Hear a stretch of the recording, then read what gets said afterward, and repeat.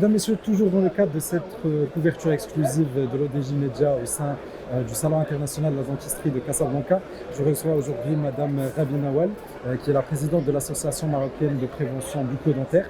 Madame Rabi, Dr Rabi, pardon, merci d'avoir accepté de nous parler. Pour commencer, pouvez-vous nous présenter un petit peu l'association et ses principales missions? D'accord. L'Association marocaine de prévention bucco-dentaire, c'est la première association sociale qui a été créée au Maroc en 1990 par des jeunes médecins dentistes, des professeurs de l'université. Les missions de cette association, c'est premièrement approfondir une conscience élevée en ce qui concerne les maladies bucco-dentaires, son impact sur la santé générale et l'importance d'une hygiène bucco-dentaire importante et l'intérêt d'avoir une bouche qui est saine. D'accord? Ça d'un côté. Et cela à travers l'outil de la sensibilisation à l'hygiène orale, alimentaire et aussi sensibilisation en ce qui concerne les maladies orales. D'un autre côté, d'autres missions sont dans les programmes de l'association. C'est principalement les caravanes qu'on organise sur tout le territoire marocain, puisque nous sommes une association qui a 30 sections au Maroc, depuis l'oriental jusqu'aux provinces sahariennes. Et à travers nos sections dans le Maroc, on arrive à toucher des populations qui se trouvent dans des zones, des populations vulnérables bien sûr, et qui se trouvent dans des zones enclavées aussi. Des gens qui n'ont pas l'accessibilité, soit par faute de moyens économiques ou bien par faute de situation géographique ou infrastructures qui n'arrivent pas et n'ont pas cette accessibilité aux soins bucco-dentaires. D'accord, c'est très très important en effet. On sait tous que les dentistes sont généralement concentrés dans les grandes agglomérations. C'est difficile d'atteindre les zones reculées, les montagnes, etc. Exactement. Alors, ces dernières années, quels sont les principaux projets ou initiatives sur lesquels l'association a travaillé? Déjà, le développement du message éducatif adressé aux patients et l'adapter aux tranches d'âge et aux situations de santé. Par exemple, le message adressé à un enfant entre 5 et 7 ans, c'est pas 7 à 12 ans, c'est pas pour les jeunes adolescents, c'est pas pour les adultes, c'est pas pour la femme enceinte. Il faut adapter le discours à chaque fois. Exactement. Les patients gériatres, par exemple, les patients porteurs de certaines maladies comme le diabète ou bien les néphropathies ou les cardiopathies, etc. Le message adressé aux sportifs, c'est très important. Vous savez, là, on s'approche de la Coupe d'Afrique. Déjà, on est en train de travailler sur un guide pour les athlètes, pour les sportifs, pour approfondir cette conscience de l'importance de la santé bucco-dentaire parce que ça influence quand même le rendement physique et la performance principalement. Donc, ça d'un côté. D'un autre côté, on a un projet sur tout ce qui est soins préventifs parce que, sachant que si le patient soigne ses dents après être carrié, d'accord, c'est très coûteux et en plus c'est délabrant. Mais si on instaure un soin préventif contre la carie, c'est encore moins coûteux et plus de prévention pour ces dents-là. Comme dit le fameux dicton, vaut mieux prévenir que guérir. Exactement. Les soins préventifs, là, actuellement, dans le monde, ils prennent une ampleur qui est très importante. Et puis, avec les habitudes alimentaires, les fast-food, trop de sauce, les gâteaux sucrés, comme vous savez, là, parce que ça favorise quand même le processus. De plus en plus fréquent. Exactement, tout à fait. D'accord. Alors, cette stratégie de sensibilisation, comment la faites-vous? Est-ce que vous allez voir les écoles, par exemple? Est-ce que vous faites des vidéos? Comment ça se passe exactement? Exactement. Comme je dis, il y a un message éducatif sous forme de vidéo, bien sûr. On a des vidéos là où il y a des démonstrations de méthodes de brossage qui expliquent le processus carieux, qui processus la maladie parodontale,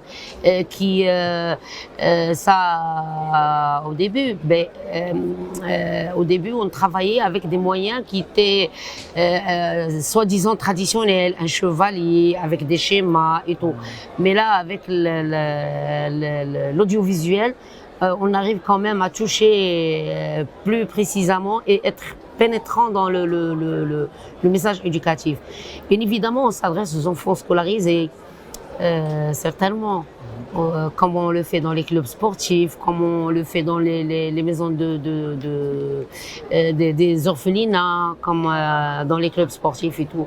Donc c'est comme ça. Vous faites comme vous pouvez. Et comme on veut. D'accord, d'accord. Alors, une autre question que j'ai pour vous, mais cette fois-ci, je vais aller dans un registre un petit peu plus personnel, si vous me le permettez. Vous, personnellement, qu'est-ce qui vous passionne, qu'est-ce qui vous motive pour travailler pour l'association? Tu sais, le travail associatif, c'est une fibre. C'est une éducation. Soit on l'a, soit on l'a pas.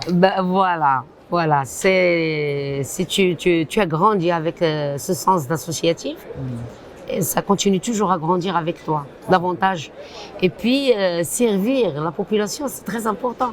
Parce que moi, en tant que médecin dentiste, comment est-ce que je peux servir la population si je ne suis pas là à faire ce travail-là? Et si chacun, dans son domaine, il le fait, quand même, on aura une population avec un niveau culturel assez élevé. Voilà. En effet. C'est un devoir, c'est un patriotisme, c'est un devoir envers les gens. De les voir déjà servir ces gens-là, ça t'apaise psychologiquement. Voilà. Je suis d'accord, madame. Alors, vous traînez derrière vous une expérience assez conséquente. Vous travaillez dans le domaine depuis plusieurs années. Quel conseil donneriez-vous aux jeunes dentistes diplômés qui souhaitent s'intégrer et s'engager avec vous dans la prévention bucco-dentaire? C'est pas le conseil, mais dire que c'est un devoir d'intégrer le travail associatif et de servir les populations. On n'est pas là à travailler pour gagner de l'argent et vivre la vie. Il y a un côté humain qui doit être pris en charge et bien évidemment, ça donne un épanouissement vraiment très spécial. Nous vont le découvrir. D'ailleurs, à travers notre travail, on commence par les membres pupilles, on a des pépinières dans les facultés. Comme je disais, la première année, on intègre les jeunes étudiants avant qu'ils aient leur diplôme, à travailler, à sortir, à donner ce message éducatif, à soigner, etc. C'est vraiment magnifique. Je vous félicite. Merci beaucoup. Sérieusement. Alors déjà, je voudrais vous remercier de votre gentillesse, de votre générosité, de votre passage avec nous. Pour chuter, j'ai une dernière question pour vous. On est dans le salon de la dentisterie, le salon international de Casablanca. Quelles sont vos impressions de ce salon? A-t-il été à la hauteur de vos attentes? Écoutez, nous, en tant que partenaires déjà de l'organisation de ce salon, nos partenaires organisateurs, et on participe parce que, comme je suis pas seulement la présidente de l'Association marocaine de prévention bucco-dentaire, je suis présidente aussi de la fédération, de l'organisation régionale africaine, de la fédération dentaire internationale. Donc, toujours, j'ai des activités au plein salon, des workshops spéciaux pour l'Afrique, et des réunions, comme on a fait assemblée générale pour prendre des décisions concernant la dentisterie et la profession dentaire en Afrique. Donc nous, on fait partie intégrante de ce salon et je peux rien dire que d'année en année, c'est une évolution sur tous les niveaux, sur le scientifique, sur l'exposition en elle-même, les technologies récentes, et ça permet les rencontres humaines aussi entre les dentistes, les générations. Du réseautage. Il y a des gens qui se voient qu'une seule fois par année. Hein. Du salon au salon. Du salon au salon, voilà, c'est ça. C'est excellent et je félicite tous les organisateurs d'avoir réussi cette édition, cette 6e édition. Et franchement, on espère tout le succès pour nous tous, pour la dentisterie au Maroc, pour nos concitoyens. En effet. Écoutez, félicitations à vous vraiment. Merci encore une fois d'avoir accepté de nous parler. Mesdames et messieurs, merci d'avoir resté avec nous, d'être resté avec nous jusqu'à la fin de cette vidéo. Et puis, restez branchés pour plus d'informations sur le salon de la dentisterie. Merci.